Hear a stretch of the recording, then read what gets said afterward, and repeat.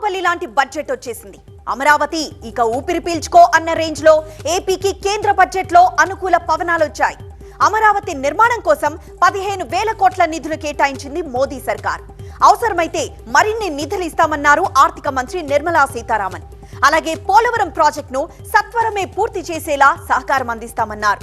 AP విభజన చట్టానికి అనుగుణంగా వెనుకబడిన జిల్లాలకు ప్రత్యేక ఆర్థిక సహాయం అందిస్తామని ప్రకటించారు కేంద్ర ఆర్థిక మంత్రి. ఇక తెలంగాణకు సంబంధించి హైదరాబాద్ బెంగళూరు కారిడార్ కు కేంద్ర బడ్జెట్ లో నిధులు కేటాయించారు. సింగరేణికి 1600 కోట్లు కేటాయించారు. కేంద్ర పన్నుల్లో తెలంగాణకు వచ్చే వాటా 26,216 కోట్లు. కేంద్ర బడ్జెట్ లో తెలంగాణపై వివక్ష చూపించారన్నారు సీఎం రేవంత్. బడ్జెట్ లో తెలంగాణ అనే పదాన్నే నిషేధించారన్నారు. కేంద్ర బడ్జెట్ కుర్చీ బచావో బడ్జెట్ లా ఉందని విమర్శించారు సీఎం రేవంత్ రెడ్డి. ఏపీకి ఎక్కువ నిధులు ఇవ్వడంపై తమకు ఎలాంటి అభ్యంతరం లేదన్నారు. కానీ తెలంగాణపై వివక్ష చూపడం సరికాదన్నారు. 8 ఎంపీ సీట్లు ఇచ్చిన తెలంగాణ ప్రజలకు బీజేపీ సమాధానం చెప్పాల్సిన అవసరం ఉందన్నారు సీఎం రేవంత్ రెడ్డి. ఇక కస్టమ్స్ డ్యూటీ తగ్గించడంతో గోల్డ్, సిల్వర్, ప్లాటినం ధరలు తగ్గనున్నాయి. అలాగే సెల్ ఫోన్లపై 15% కస్టమ్స్ డ్యూటీ తగ్గించారు. లెదర్ ఉత్పత్తులపై పన్ను శాతం తగ్గించారు. 3 క్యాన్సర్ల మందులపై జీఎస్టీ తొలగించారు. ఎక్స్రే మిషనరీపై జీఎస్టీ తగ్గించారు. 25 రకాల కీలక ఖనిజాలు, సోలార్ ఉత్పత్తులపై కస్టమ్ డ్యూటీ తగ్గింది. అయితే ప్లాస్టిక్ ఉత్పత్తులపై 25% పన్ను పెంచారు. ఇక మధ్యతరగతి వర్గాలకు, ముఖ్యంగా మహిళలకు బడ్జెట్ లో ప్రాధాన్యత ఇచ్చారు.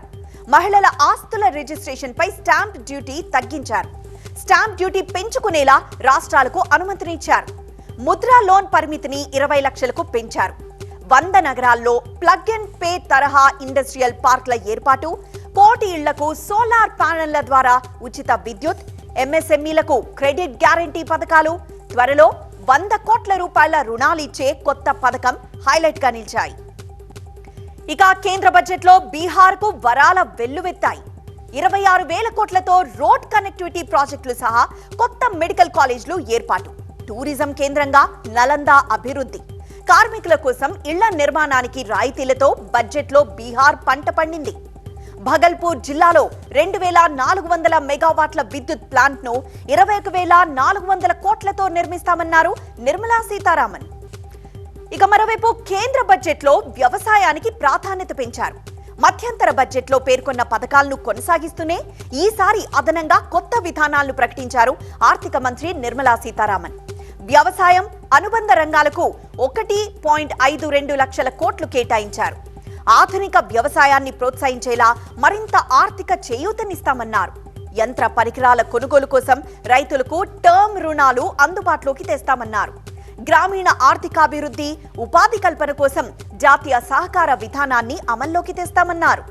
ఇక మరోవైపు యువత కోసం 5 పథకాలతో పీఎం ప్యాకేజ్, విద్య, నైపుణ్యాభివృద్ధికి 1,48,000 కోట్లు కేటాయించారు.